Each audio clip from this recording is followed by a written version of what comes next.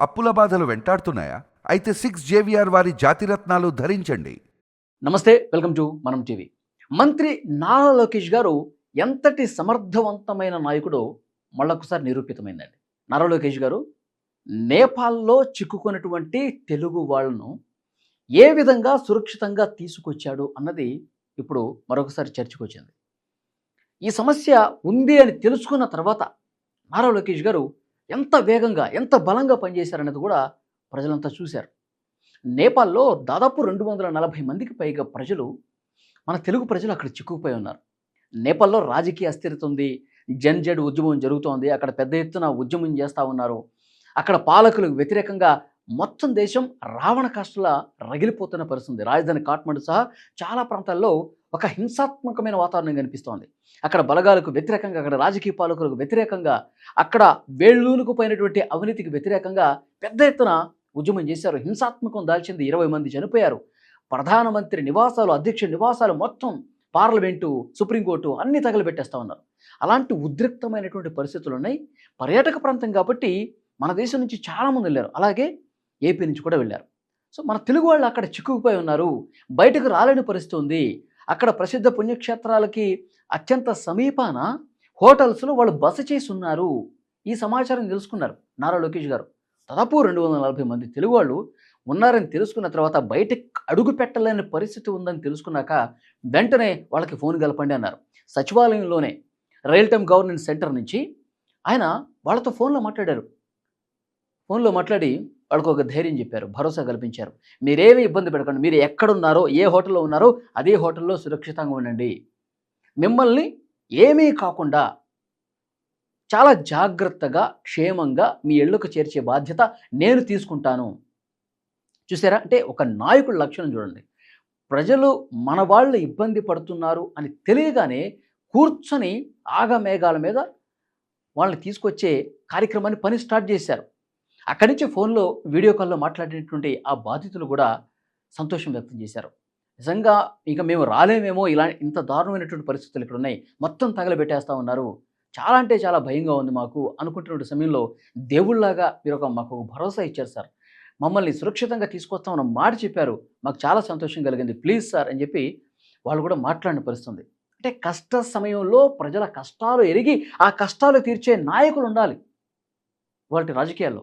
వెంటనే లోకేష్ గారు అక్కడ బాధితులతో మాట్లాడిన తర్వాత అక్కడ ఉన్నటువంటి నేపాల్‌లో ఉన్నటువంటి ఆర్మీ అధికారులతో మాట్లాడారు. ఇక్కడ మన మన విమానయాన శాఖ మంత్రి రామ్మోహన్ నాయుడు గారితో టచ్‌లోకెళ్లారు. తర్వాత మన అధికారులతో, అక్కడ ఉన్నటువంటి ఎంబసీ అధికారులతో మొత్తం కోఆర్డినేట్ చేసుకున్నారు. సంబంధిత అధికార యంత్రాంగం, మంత్రులు ఎవరైతే ఉన్నారో వాళ్ళందరినీ కోఆర్డినేట్ చేసుకొని ఎక్కడికక్కడ మాట్లాడుకొని వాళ్ళని ఏ విధంగా తీసుకురావాలి, ఏ టైంలో మనం ఒక విమానం పంపిస్తే అక్కడికి ఏ టైంలో చేరుకోవాలి, వాళ్ళు మొత్తం కూడా ఒక దగ్గర లేరండి. 240 మంది ఒక హోటల్లోనే ఉంటారు కదా. వివిధ ప్రాంతాల్లో ఉన్నారు. వివిధ పర్యాటక ప్రాంతాల్లో ఆ దేశం మొత్తం మీద అక్కడక్కడ ఆ పట్టణంలో కొంతమంది, ఆ సిటీలో కొంతమంది అట్లా ఉన్నారు. వాళ్ళందరినీ ఒక దగ్గరికి చేర్చి వాళ్ళందరినీ కూడా మళ్ళీ విమానం ఎక్కించి అంతా కోఆర్డినేట్ చేశారనమాట. ప్రతి 2, 3 గంటలకు ఒకసారి ఏం జరుగుతుందో కనుక్కొని, మంత్రుల్ని కనుక్కొని, అక్కడ అధికారులను కనుక్కొని చాలా సేఫ్‌గా విమానం ఎక్కించారు. చాలామంది కూడా ఇప్పుడు విశాఖ నుంచి తిరుపతికి ఆ విమానం వచ్చింది. సేఫ్‌గా తీసుకొచ్చారు. ఇక్కడ ఒక విషయం మనం క్లియర్‌గా మాట్లాడుకోవాలి. నేపాల్‌లో ఇలాంటి ఒక ఉద్రిక్త పరిస్థితి ఉన్న సమయంలో మన వాళ్ళు అక్కడికి చిక్కుకున్నారు అన్న సమయంలో లోకేష్ గారు అనంతపురంలో సభ జరుగుతోంది. Super 6 super hit.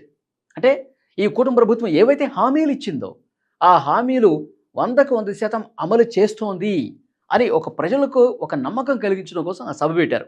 ఆ సభలో చంద్రబాబు నాయుడు గారు, పవన్ కళ్యాణ్ గారు, బీజేపీ అధ్యక్షులు మాధవ్ గారు, ఇంకా చాలామంది కూటమి నేతలు అందరూ ఉన్నారు. ఇది ఒక ప్రెస్టీజియస్ కార్యక్రమం. అంటే మనం బాగా పనిచేస్తున్నాం అని చెప్పి ప్రజలకు వివరించే కార్యక్రమం అన్నమాట. ఆ కార్యక్రమానికి ఆయన వెళ్తా ఉన్నారు. వెళదామని చెప్పి నిర్ణయం తీసుకొని అక్కడికి పోతా ఉంటే ఈ సమస్య తెలుసుకొని, మన వాళ్ళు అక్కడ చిక్కున్నారన్న సమస్య తెలుసుకొని, లేదు నేను రావట్లేదు, ఆ కార్యక్రమం చేయడానికి ముఖ్యమంత్రి, డిప్యూటీ సీఎం అందరూ ఉన్నారు, నేను వీళ్ళ కోసం ఉంటా, నేను వీళ్ళను సురక్షితంగా తీసుకొస్తానని చెప్పి సచివాలయంలోనే కూర్చొని ఈ పనిలో నిమగ్నం అయిపోయారు. ఆ సభలో చంద్రబాబు గారు కూడా ఇదే విషయం మాట్లాడారు. నేపాల్‌లో చిక్కున్న మన తెలుగు వాళ్ళని తీసుకురావడం కోసమే లోకేష్ గారు ఇవాళ సభకు రాలేదని చెప్పి ఆయన కూడా మాట్లాడారు. సో డెఫినిట్‌గా అంటే ఒక నాయకుడు తనకి ఎన్ని పనులున్నా సరే, ప్రజా సమస్యల పరిష్కారమే మొదటి ప్రాధాన్యత అని నిరూపించిన నాయకుడు నారా లోకేష్ అని చెప్పి మనకు అర్థమవుతోంది. వాళ్ళు తిరిగి వచ్చిన తర్వాత సురక్షితంగా తిరిగి వచ్చినప్పుడు అక్కడ ఆ నియోజకవర్గాల్లో కూటమి నేతలు ఎవరైతే ఉన్నారో వాళ్ళని రిసీవ్ చేసుకుని వాళ్ళని సురక్షితంగా మళ్ళీ వాళ్ళ ఇళ్ళకి చేరే విధంగా చూసే బాధ్యత కూడా ఈ కూటమి ప్రభుత్వం తీసుకుంది. వాళ్ళు విశాఖకు వచ్చిన తర్వాత వాళ్ళు వదిలేలా, వాళ్ళ తిరుపతికి వచ్చిన తర్వాత విమానాశ్రయానికి వచ్చిన తర్వాత వాళ్ళు వదిలేలా, వాళ్ళు మళ్ళీ అక్కడికి ట్రాన్స్పోర్టు కారో బస్సో ఏదోటి అరేంజ్ చేసి మళ్ళీ వాళ్ళ ఇళ్ళకి వెళ్ళే వరకు బాధ్యత ఈ 3 పార్టీల నాయకులే తీసుకున్నారు ఆయా నియోజకవర్గాల్లో. సో నిజంగా లోకేష్ గారి పనితీరుని అందరూ మెచ్చుకుంటూ ఉన్నారు. హ్యాట్స్ ఆఫ్ చెప్పాలి నారా లోకేష్ గారికి. అయితే వాళ్ళు దిగిన తర్వాత సేఫ్గా మన వాళ్ళు వచ్చిన తర్వాత వాళ్ళు ఏం మాట్లాడారో, వాళ్ళు అక్కడ ఎంత భయం కలిగింది, ఎంత సురక్షితంగా ఇక్కడికి చేరుకున్నారో కూడా వాళ్ళు మాట్లాడింది మనం ఒక్కసారి విందాం. నిజంగా చెప్పాలంటే లోకేష్ గారికి ఆ రుణం తీర్చుకోలేమండి. ఆయనకి శతకోటి వందనాలు, ధన్యవాదాలు మాకు ఆయనకి చెప్తున్నాం. Hats off to Nara Lokesh గారు. నువ్వు బాగా కేర్ తీసుకున్నారు. So hats off for you. Heartful గా చెప్తున్నాం మేమైతే ఆ విషయంలో. అలాంటి ఆయన దొరకడం మా అదృష్టం నిజంగా. లోకేష్ గారు ఇంకా ఆయన మాట్లాడినాక మా ధైర్యం వచ్చింది. అంతకుముందు మాకు ఆయన ధైర్యం లేదు. అసలు ఎలా వెళ్తాము ఎలా ఉంటాము మాకే అర్థం కాల. మా బస్సుకే అటాక్ చేశారు రాళ్ళు. ఆ రాళ్ళు అటాక్ చేయడం వల్ల మేము భయపడిపోయాం. నారా లోకేష్ గారు చాలా హెల్ప్ చేశారు మాకు. వెంటనే అతను మేము కాంటాక్ట్ చేయగానే అతను మాకు స్పందించి ప్రతి 24/7 అతను కాల్స్ చేస్తూ మీరు టెన్షన్ పడకండి, మేము ఉన్నాం, మేము మీకు అన్ని రకాలుగా హెల్ప్ చేస్తామన్నారు. లోకేష్ గారితో నేను డైరెక్ట్ గా మాట్లాడానండి. ఆయన కూడా మాకు చాలా సపోర్ట్ ఇచ్చి పానిక్ అవ్వద్దు మేము ఉన్నాము మీకోసం అనే భరోసా ఇచ్చిన తర్వాత అసలు మేము ఎలా ఉండే వాళ్ళమో కూడా మేము ఊహించలేమండి ఈరోజు. Thank you so much. Muktinath వెళ్ళి వచ్చేటప్పటికి హోటల్లో మా లగేజ్ అంతాను బర్న్ చేయడం జరిగింది. హోటల్ అంతా బర్న్ చేశారు. సో ఆ పరిస్థితుల్లో లోకేష్ గారు మాకు ఫోన్ చేసి ధైర్యాన్ని ఇచ్చారు. మా వ్యాన్ ని అక్కడ ఆపేశారండి. రోడ్డు తోవంతా మొత్తం కాల్పులు జరుగుతున్నాయి. Sir thank you very much sir అంటే ఆయన ఒకే మాట అన్నారు, this is our duty madam, you need not thank us. ముఖ్యంగా నారా లోకేష్ బాబు గారికి అలాగే మన చంద్రబాబు నాయుడు గారికి అందరికీ ప్రతి ఒక్కరికి పేరున మేము ధన్యవాదాలు చెప్పుకోవాలండి.